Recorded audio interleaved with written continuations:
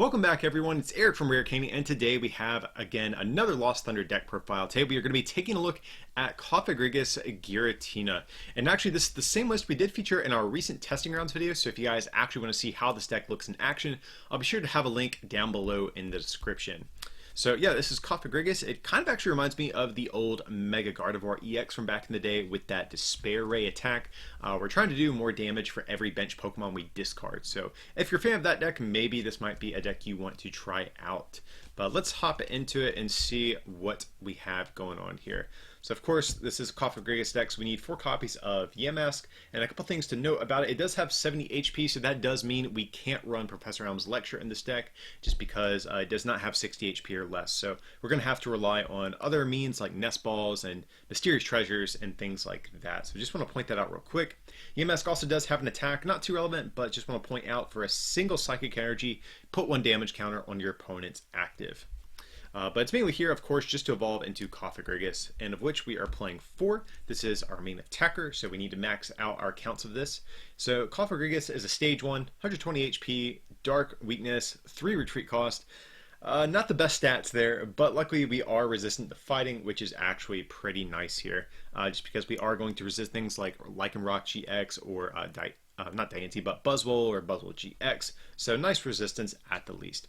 But Cofagrigus has just a single attack for a Psychic Energy and Colorless Energy. You discard as many bench Pokemon from your bench as you would like, and you do 10 plus 30 for each one you discard.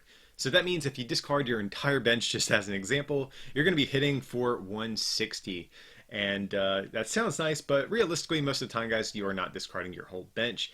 You're usually going to be discarding around maybe 3 or 4 Pokemon, because you usually want to leave yourself another Cofagrigus for your next turn in case your active one gets knocked out. So in that situation, you're usually hitting for maybe around 90 to 120 with this thing, which doesn't seem that great, but we do run actually a lot of other ways to amplify our damage output in this deck and make the math for Cofagrigus work out a lot better.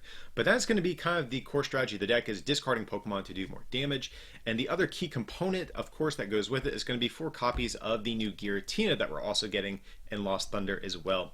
So we're playing Giratina for this ability. Whenever it's in your discard, you can put it on your bench and then put 1 damage counter on 2 of your opponent's bench Pokemon.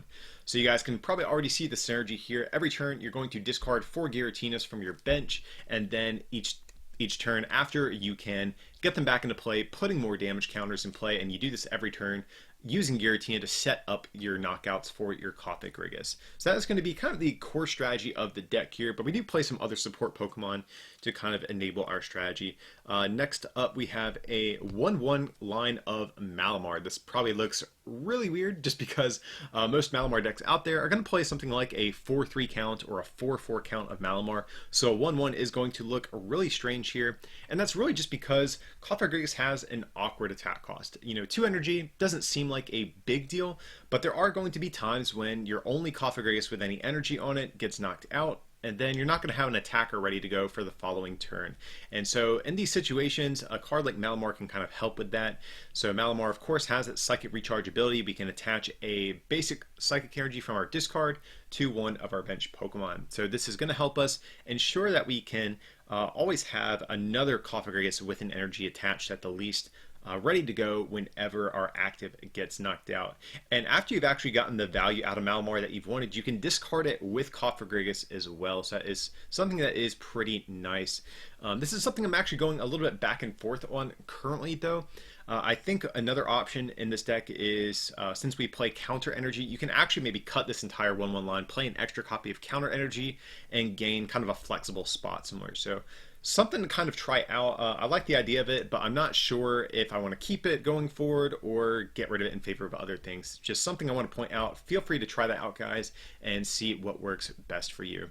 But next up, we have a couple of other support Pokemon. We have 2 copies of Marshadow. This is, of course, that Pokemon with that Let Loose ability. Whenever you bench it from your hand, you can have both players shuffle in, draw 4 cards. So this is very, very disruptive in the early portions of the game, which is nice. But it can also allow you to dig a little bit harder on certain turns. Like, let's say you just don't have an energy that you need to attack with Cofagrigus, and after you play your Lily or Cynthia and you whiff it, you can bench Marshadow and try again to get whatever cards that you might need to complete your combo for the turn. And this is actually great because a lot of decks might only play one Marshadow, but we're playing the extra copy just because we can discard it with Cofagrigus and still make use of it again later. So we really don't mind running these extra copies of these coming into play Pokemon, just because we can keep discarding them from play and making use of their abilities throughout the course of the game. And speaking of which, we also have 2 copies of Tapu Lele GX to round out our Pokemon line. For the same reasons we are playing Marshadow here. We can discard them after we use Wonder Tag to search out a supporter, and then we have another one for later in the game at some point as well. And so even though we are playing Shrine of Punishment in this deck as well, which we'll talk about in a bit, Tapu Lele GX would normally be kind of a bad Pokemon to run alongside of that, but hey, like I said, we have Cofagrigus, so we can discard these Lele's after we play them in the same turn, which is fantastic here. So that's going to be the Pokemon line, guys. Going on to our supporter cards, we have 4 copies of Cynthia, of course the best draw supporter we have in the current format. Just a nice shuffle and draw 6. Next up, we have 4 copies of Lily as well. So not only can we have more outs to having it in our opening hand, but also it's just a solid supporter throughout the course of the game. Draw until you have 6 in hand, but if it's your first turn, draw until you have 8. So just a nice backup supporter in this deck. We also have 3 copies of Guzma, of course, to choose what we want to take knockouts on. And this is actually a card I might even consider going up to a 4th copy of. One thing I've actually run into a lot with this deck is everything in this deck has really bad retreat costs for the most part. Like if you start with a Giratina, it's really awkward to actually get around that. So maybe playing a 4th Guzma can be nice to give us more outs to potentially getting out of the active spot. So that's something just want to throw out there. You could also opt for another switch card if you don't like the idea of Guzma, but just something I wanted to throw out after getting in some games with this thing. And that's actually going to be it for the entire supporter card lineup, guys. Pretty straightforward stuff here, just enough to draw what we need and enough to choose what we want to take knockouts on. Going on to our item cards, we have 4 copies of Mysterious Treasure. Fantastic card in this deck. As you can see, everything in here has everything in here is a Psychic type. So discard a card from your hand, search your deck for a Psychic or Dragon Pokemon, put it into your hand. So better than Ultra Ball here, just because it makes us discard 1 less card to make use of it.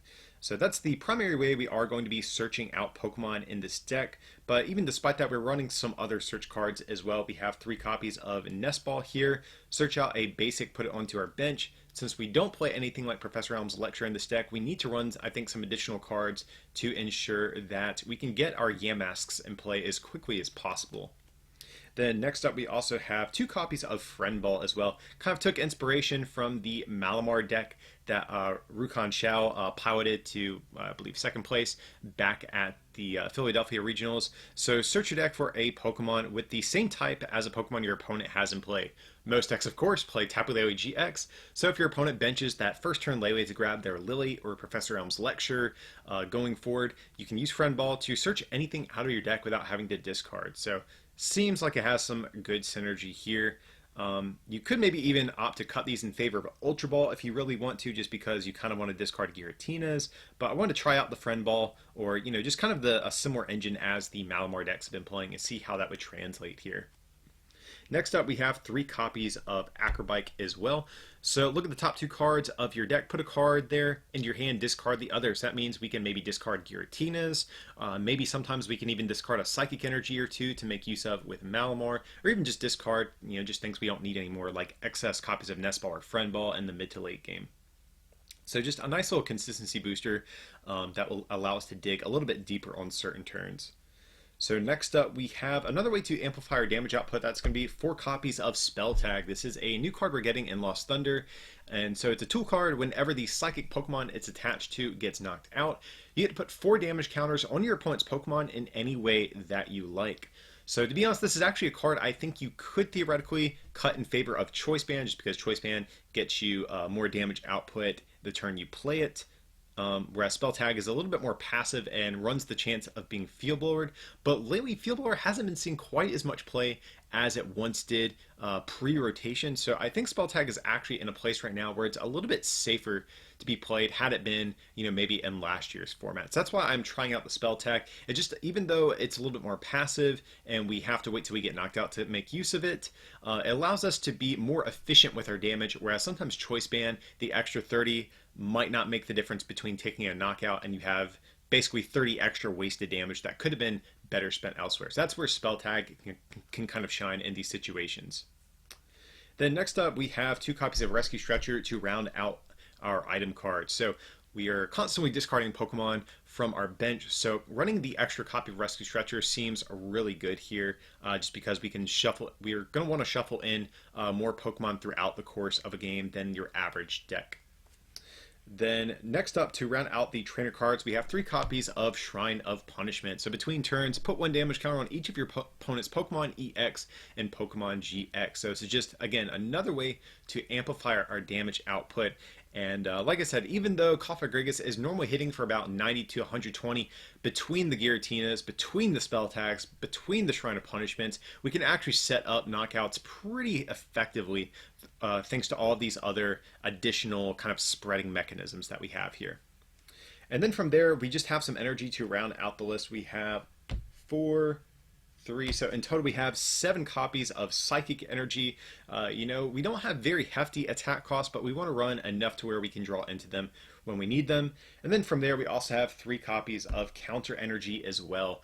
So it provides 1 colorless energy, but if you are behind on prizes, it provides 2 of any type of energy at the same time, excluding when it's attached to Pokemon GX or EX. So as you can probably imagine with this deck, it's not too hard to fall behind in the early game, before you get all your Giratinas in the discard pile, before the Shrine of Punishment damage adds up, before the spell tags get activated. It's not uncommon for you to fall behind, and that's where Counter Energy can really shine, because it kind of helps us get around that pesky 2 attachment requirement Cofagrigus normally has here. So yeah, definitely seems like a great card for this particular type of deck. And like I said too, guys, if you're not too keen on the Malamar inclusion, you could even potentially cut the Malamar in favor of a 4th Counter Energy if you really wanted to, and then you can gain 1 sort of flexible spot in the deck as well. But yeah, that's going to be our initial draft of Cofagrigus. This is definitely a deck I want to sink some more time into. It definitely has a very, very fun playstyle. Whenever you get all 4 Giratinas, or even maybe just 2 to 3 in the discard pile, and you can pull off the 2 to 3 Giratinas, benching them, then discarding them every turn. It feels really fun once you get the whole setup of this deck up and running. A very, very fun play style. Definitely a deck I want to explore a little bit more of in the future too. So like I said, guys, that is going to be it for this Cofagrigus deck profile. Definitely stay tuned, because of course in the coming weeks we have a ton of Lost Thunder content planned. But as usual, feel free to like and subscribe, and consider supporting this channel by becoming a patron over at patreon.com/rarecandytcg, or by picking up some merch from our online store at rarecandytcg.com, like the Night March playmat you saw in this video, just as an example. Either of those things would be greatly appreciated. But as always, guys, thanks for watching, and we'll see you next time.